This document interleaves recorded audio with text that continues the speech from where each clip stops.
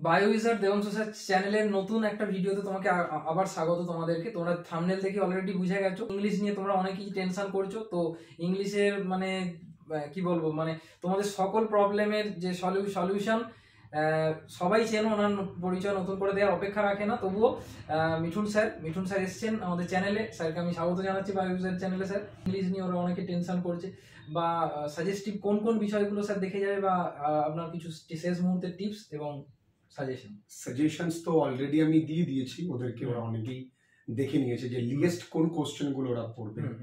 আর এই মুহূর্তে দাঁড়িয়ে ওদের যেহেতু হাতে সময় কম, সময়টা কম এই কারণেই ওরা সময়টা অনেকটা অপচয় করে ফেলেছে। আর এই মুহূর্তে দাঁড়িয়ে আমি এটা ধরে নিতেই পারি আপনার চ্যানেলে যারা এসছে তারা অধিকাংশই সায়েন্স স্টুডেন্ট, আর সায়েন্সের সাবজেক্ট গুলো কভার আপ করবার পর ওরা এই ল্যাঙ্গুয়েজের যে দুটো সাবজেক্টে বাংলা এবং ইংরেজিতে সময়টা ওরা কম দিতে পারে। এই মুহূর্তে দাঁড়িয়ে আমি তোমাদেরকে একটা কথাই বলবো যে তোমরা SAQ এই লেখাটা একা শেখো, এবং এই লেখাটা স্যার একদম খুব কঠিন কিছু না। একটু যদি সেন্টেন্সটা কনস্ট্রাক্ট করতে পারে তাহলে ওরা একা একা লিখতে পারবে। আর পাঠ্য বই আমাদের টোটাল 4টে গল্প, 4টে কবিতা এবং একটি নাটক আছে। ওরা যদি মনে করে পাঠ্য না পড়ে গিয়ে পরীক্ষা দেবে তাহলে এটা কিন্তু একটা পাপ করবে। ওরা পাঠ্যটা পড়তে হবে। 4টে গল্প পড়া, পাঠ্য পড়া মানে MCQ পাচ্ছে। পাঠ্য যদি ভালো করে পড়ে তাহলে ওরা এরর কারেকশন বলে একটা গ্রামার পোর্শনের প্রশ্ন থাকে, যদি পাঠ্য ভালো করে পড়ে সেই MCQ গুলোকে সাজিয়ে লেখাটাই SAQ। আবার অনেকগুলোকে SAQ পার্ট করে যখন দেয় SAQ 1+1+2+, সেই SAQ গুলোই ব্রড কোশ্চেন বলা হচ্ছে। তাহলে মূলত মূল সোর্সটা কিন্তু এই পাঠ্যটাই। আমরা যারা ব্রড কোশ্চেন সাজেশন দিন বলে লাফাচ্ছি তাদের বলবো যে ব্রড কোশ্চেন তুমি যদি 30 নাম্বার কমনও পাও, সর্বোচ্চ তুমি কত পাবে? 27, 28, 30। তাহলে তুমি 30-এ যদি 30 পাও, বাকি যে 50টা নাম্বার রয়েছে সেটা হচ্ছে আনসিন পোর্শন, আমি বলছি পরে, গ্রামার পোর্শন, MCQ এবং SAQ, এই দিকগুলো লক্ষ্য রাখতে হবে। তাই আগে চেষ্টা করো পাঠ্যটা মন দিয়ে পড়বার। পাঠ্যর নিচে আমি খুব ভালো করে বলবো ওদের এই বিষয়টা হাইলাইট করতে। পাঠ্যর নিচে দেখবে নীল কালি দিয়ে কিছু শব্দের অর্থ দেওয়া থাকে, যেমন রেভারি শব্দের অর্থ ডে ড্রিম দেওয়া রয়েছে দেখবে। তো ক্যারেফি, গ্লাস কন্টেইনার, এই শব্দগুলোর অর্থ অবশ্যই যেন ওরা পড়ে যায়, কারণ যারা পরীক্ষক যারা তারা বুঝবে ছেলেমেয়েরা শব্দের অর্থগুলোকে এড়িয়ে চলে। আর ঢালাও প্রশ্ন ওরা লিখতে চায়, যেমন describe the character of Natalia. ওরা সবাই জানে এটা মুখস্থ আসবে পরীক্ষায়, এবছর আসতেই পারে, দুটো চরিত্র। কিন্তু পরীক্ষক কি করবে?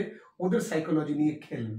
কি করবে? আগে দুটো SAQ টাইপ কোশ্চেন দিয়ে দেবে, তবে ন্যাটালিয়ার চরিত্রটাকে বা লোমবের চরিত্রটাকে একটু ঘুরিয়ে দিয়ে দেবে।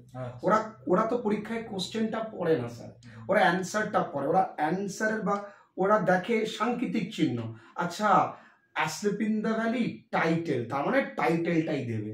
পরীক্ষায় যে ওই টাইটেল থেকেই প্রশ্নটা দিয়ে একটু ঘুরিয়ে দিয়েছে যে asleep in the valley as an anti war point, same জিনিস, আগে পিছনে কিছু লিখতে হবে।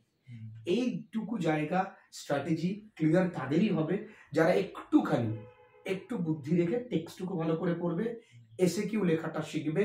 আর হ্যাঁ, অবশ্যই শেষ মুহূর্তে দাঁড়িয়ে কিছু গুরুত্বপূর্ণ প্রশ্নের প্রয়োজন হয়, সেগুলো স্যার আমি পরপর বলে দিয়েছি। ওই দুটো ক্লাসেস একটু দেখে নিই। স্যারকে একটু থামাচ্ছি, স্যারের তো তোমরা জানো, বলার অপেক্ষা রাখে না। তবুও যদি কেউ না জেনে থাকো, স্যারের যে ফ্রেন্ডলি লার্নিং চ্যানেল আছে সেখানে স্যার এইগুলোর যে সাজেশনের যে টপিক ওয়াইজ ডিসকাশন করা আছে তোমরা সেগুলো দেখে নেবে। এবং স্যার বাকিটা একদম। আর আনসিন ওদের রক্ষা কবচ।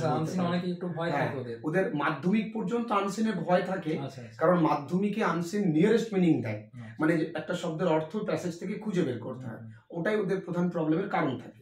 কিন্তু উচ্চ মাধ্যমিকে আনসিন দেওয়ার অর্থ আমি যতটা বুঝি ছেলেমেয়েদের পাস করে যায়। আর ওদের পাশের ব্যাপারটা এটা বুঝতে হবে যে ওরা যদি 24 নাম্বার পায় তবেই কিন্তু 20 নাম্বার প্রজেক্টটা অ্যাড করা হবে, মানে 80-তে 24 পেতে হবে। আর ওখানে 10-এ 10 পাওয়া কোনো ঘটনাই না স্যার। তাহলে আনসিনটা ওদের রক্ষা কবচ, 10 আউট অফ 10 যে কেউ পাবে। স্যার গ্রামার আমরা তো কিছু পারি না, এতদিন প্র্যাকটিস করা হয়নি। গ্রামারের জন্য আমি HS এই মুহূর্তে এখন আবার তোমার ভয়েস চেঞ্জ বা ডিগ্রি চেঞ্জ আবার ট্রান্সফরমেশন শেখাই মুহূর্তে সম্ভব না। আর যে তুমি এতদিন পারোনি, সে আগামী দিনে কতটা পারবে আমি জানি না। আর স্যার তোমাদের জন্য যারা আগামী দিনে জেন পাস বা এই ধরনের পরীক্ষা দেবে, তোমাদের জন্য স্যার অসাধারণ একটা সিদ্ধান্ত নিয়েছে। সেখানেও কিন্তু স্যার গ্রামারটা প্রয়োজন শেখা, কারণ কনসেপ্টটা। এই প্রসঙ্গে স্যার বললেনই যখন, আমি একবার বলে রাখি যে তোমরা যারা এইচএস এর পরপরই জেন পাস পরীক্ষা দিতে চলেছো, তার জন্য স্যারকে আমরা পাশে পেয়েছি।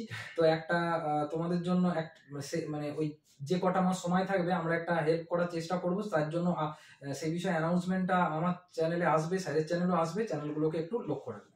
আচ্ছা, তাহলে স্যার ওই এমসিকিউ বললাম আমি, ওই আনসিন পোর্শনটা গ্রামার আমি কি করব? গ্রামার তো এখন আর এই সময় শেখাটা অসম্ভব। গ্রামারের জন্য আমি 30খানা সেট ওদেরকে করিয়েছি।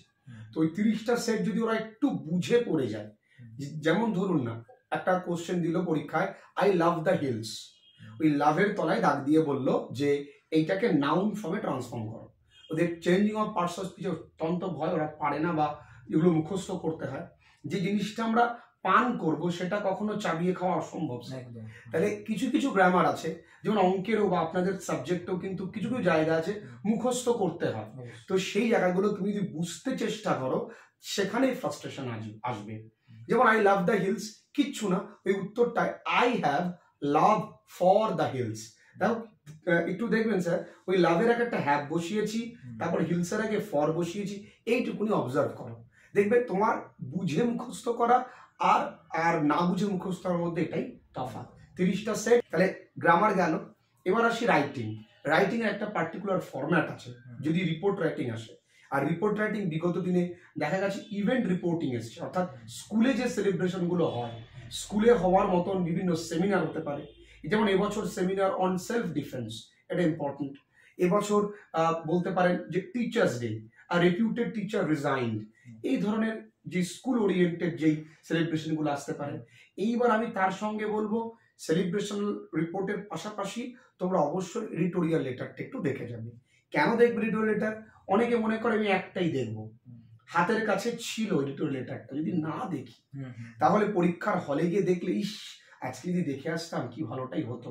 এত সহজ একটা এডিটোরিয়াল লেটার দিয়েছে, আর লেটারে অল্প লিখে বেশি নাম্বার পাওয়া যায়। প্রথম টুকু আর শেষটুকু এক।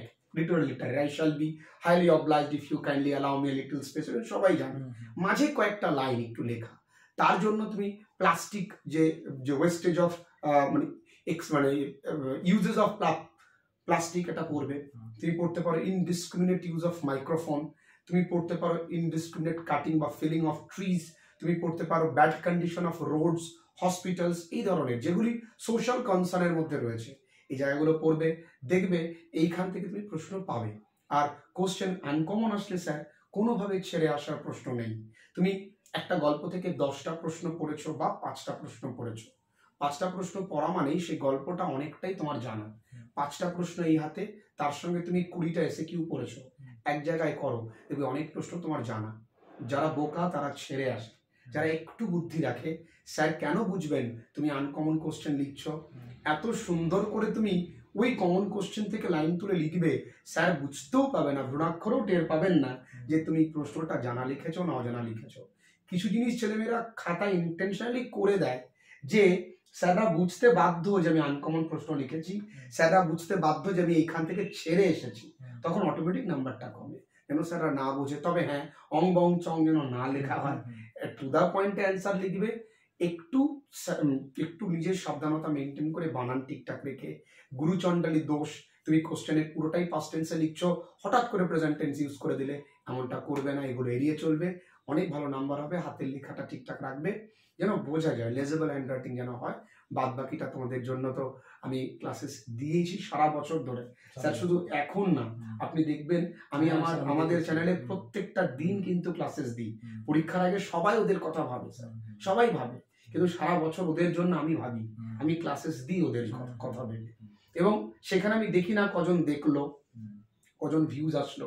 যদি ওখানে স্যার 1000 স্টুডেন্টও দেখে, তাতে আমি খুশি। ওই 1000 জন এক জায়গায় পড়াতাম, তাহলে কত স্টুডেন্ট হতো? তাই ওই 1000 জনই দেখুক। আর সারা বছর ক্লাসেস দিয়ে ওদের জন্য আলাদা করে প্লেলিস্টও আছে, তোমরা চাইলেই দেখতে পারো। আর ওরা অনেকেই হয়তো দেখেছে, তার জন্য অনেক অনেক ভালোবাসা। তোমরা এতটা ভালোবাসা দিচ্ছ, আশা করছি স্যারের পাশেও থাকবে। যারা ভালো কাজ করে, শুধু চাই তোমাদের সাপোর্ট। দেখো, তোমাদের সাপোর্টটা কিন্তু ভীষণ প্রয়োজন। আমরা পরিশ্রম করি, দিনের শেষে কোনো কোশ্চেন উল্টো পাল্টা আসলে তোমরা তোমাদের সমস্ত রাগ উগড়ে দাও। আমরা কখনোই বলতে পারি না এটা আসবে, আমরা গুরুত্বের নিরিখে বলতে পারি এই প্রশ্নগুলো গুরুত্বপূর্ণ, এবং তার আগেও কিন্তু আমরা সতর্কীকরণ করে দিই যে টেক্সটটা ভালো করে পড়বে।